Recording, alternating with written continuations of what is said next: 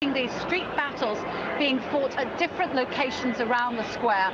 We saw intensive tear gas going off maybe half an hour ago near the Intercontinental Hotel, which is on the edge of the River Nile.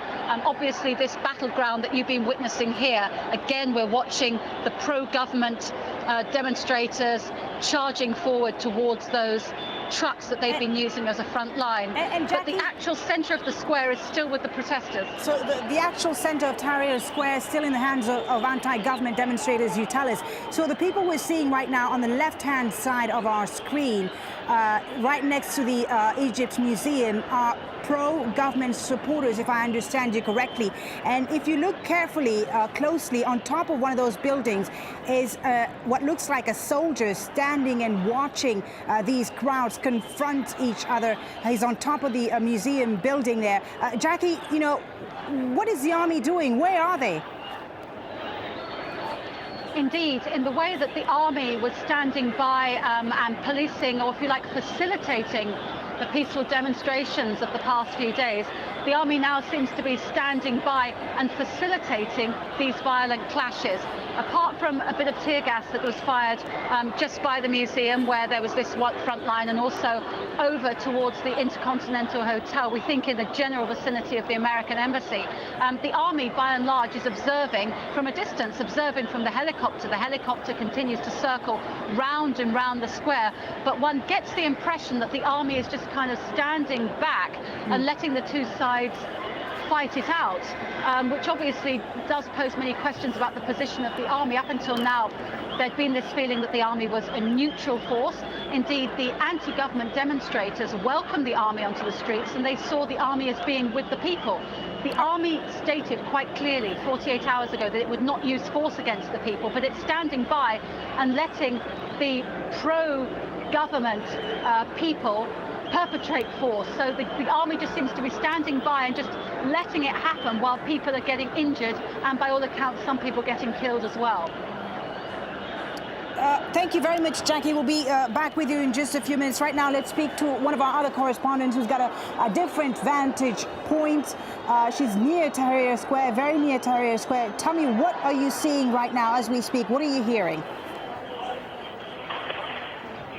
Well, I'm a few roads parallel to Tahrir Square, and it's just incredible scenes here. To my right, anti-government protesters.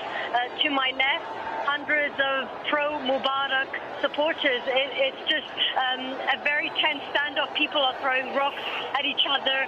The road has been completely destroyed, and what the Mubarak supporters are actually doing right now is that they're gathering all the stone, all the gravel, trying to break bits off the road, more bits off the road, and they're regrouping. They say they're going to try and storm Tahrir Square. They're going to try other ways around on these side streets, on these alleyways, to try and get to the protesters and lob anything they can against them. We've seen them lighting the things on fire and just lobbing them towards the main square. All right. We are seeing their tanks, army tanks on the streets there, as pro and anti-government protesters continue to clash here. Jackie Rowland is overlooking that scene there that we're seeing. Jackie, I thought I just saw a few tanks just a moment ago, about 3 army tanks there amongst the crowd. Is that what you're seeing as well? Yes, Polly, well observed. Yes, indeed, there are 3 army tanks there down now in the street, which has really been the front line. There's been the 3 tanks have moved into this area. This has been the area which has really been one of the front lines of this battle. This area here, this 100 or 200 meters, starting with the tanks and with that green traffic light, and stretching forward to where those army vehicles, those armoured vehicles had been used as a kind of a barrier, a kind of defensive shield. This is where the tanks have now arrived. So the tanks have actually taken up positions, and they're behind the lines, they're behind the front line. So they're actually in area at the moment which is occupied by pro-government supporters. They're there.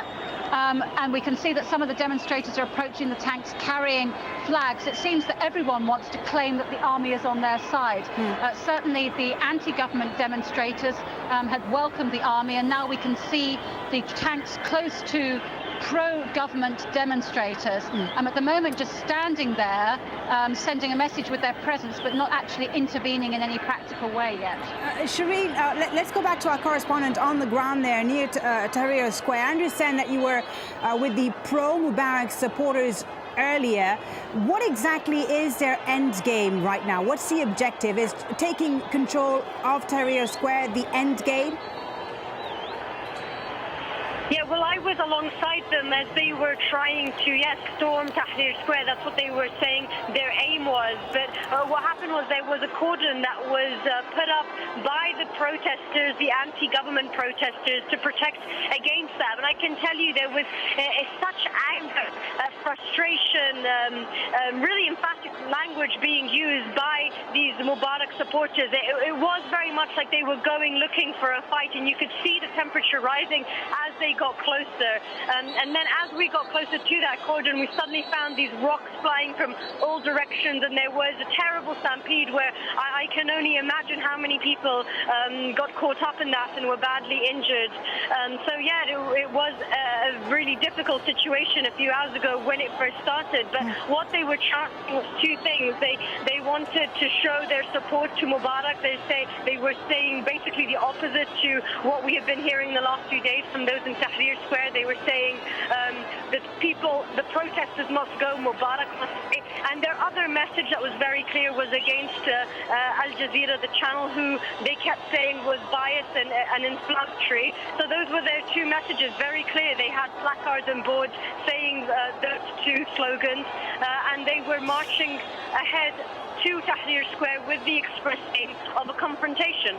Okay, and as we watch those pictures there of one of the vehicles there trying to make it into the square as the pro-Mubarak supporters watch, in fact, it's being pushed, in fact, I'm told, not being driven by the pro-Mubarak supporters who are trying to make it into Tahrir Square. Also with us on the line is Salma El Tarzi. Salma, tell me where you are and what are you seeing? I'm at the entrance of Tahrir Square. I'm 100 meters from the Mubarak protesters. I can see the stones flying in the air, and there are tens of wounded people coming back to us. We're trying to rescue them. We don't have a single ambulance car. We have nothing, and they're approaching us now. I must get hit as I'm speaking to you now. You can hear what's happening around me. Salma, I can hear what's happening around you. Tell me, is there any way that the people inside the square can leave the square? Is there any way to escape?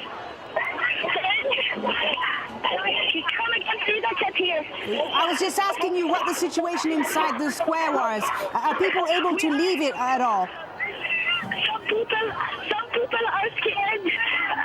There's a lot of panic because we don't know who's who anymore. Are people injured around you? Are there a lot of injured people around you? There's a lot of people injured around me, and we only have a couple of bottles of Dettol, and this is all what we have. There's no ambulance, there's no medical care, there's no one helping us here. Is there any security presence around you, Salma? Is there any army soldiers visible at all? But there are a couple of tanks at each entrance, and the tank cannot shoot because if they're going to shoot, they're going to shoot both parties. So can you tell me, Salma, whether or not the pro-Mubarak supporters have been able to enter the square? Are there any pro-Mubarak supporters amongst the crowds there right now? They're not inside the square. Every time they try to get in, we push them out, but it's at the cost of tens and tens and tens of wounded people on our side. Give me an idea of who's wounded, Salma. Who's wounded? Are they women and children inside the square that have been injured? Who is wounded? Yes, who's injured? There's a lot of people wounded. Who exactly? Is it men? Is it women? Is it children?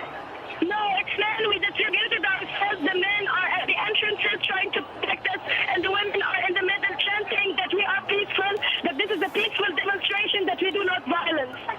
Okay, well, we've just heard a new line coming in to us right now that the opposition leader, Mohammed El-Baradei, is calling for the army to intervene and to stop these clashes. Salma, thank you for speaking to us, and please stay safe in there. Let us speak to one of our other correspondents who's also on the ground there near Tahrir Square. Tell me what is happening where you are. Well, during my last phone interview, in the midst of it, I was interrupted by a group of pro-Mubarak supporters who attacked me after hearing that I was a journalist.